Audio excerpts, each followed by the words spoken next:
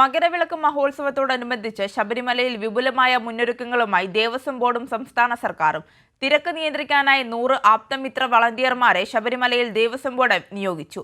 ലഘുഭക്ഷണവും കുടിവെള്ളവും 36 ഇടങ്ങളിൽ തീർത്ഥാടകർക്ക് സൗജന്യമായി നൽകും.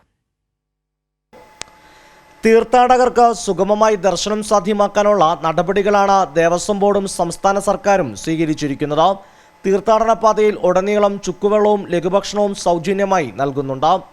മാളികപ്പുറങ്ങൾക്കും കുട്ടികൾക്കും സന്നിധാനത്ത് പ്രത്യേക ക്യൂവും സജ്ജമാക്കി. ദേവസ്വം വകുപ്പ് മന്ത്രി കെ രാധാകൃഷ്ണന്റെ നിർദ്ദേശപ്രകാരം ആത്മമിത്ര വോളണ്ടിയർമാരെയും അധികമായി നിയോഗിച്ചു.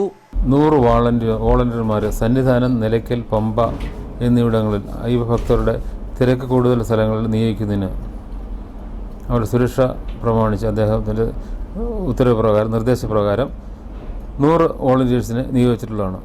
സർക്കാരും ദേവസ്വം ബോർഡും ഒരുക്കിയ ക്രമീകരണങ്ങളിൽ തീർത്ഥാടകരും തൃപ്തരാണ്. കുടിവെള്ളത്തിന് വലിയ ക്ഷാമങ്ങളില്ല. അത്യാവശ്യം കുടിവെള്ളത്തിന് കുഴപ്പമില്ല.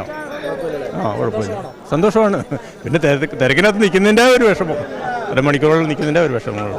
മകരവിളക്ക് മഹോത്സവവുമായി അനുബന്ധിച്ച് ജനുവരി 14 വെർച്വൽ ബുക്കിംഗ് 50,000-ആയും ജനുവരി 15 40,000-ആയും നിജപ്പെടുത്തി. മകരവിളക്ക് മഹോത്സവത്തിന് മുന്നോടിയായി കൃത്യമായ മുന്നൊരുക്കങ്ങളാണ് ശബരിമലയിൽ ദേവസ്വം ബോർഡും സർക്കാരും സ്വീകരിച്ചിട്ടുള്ളത്.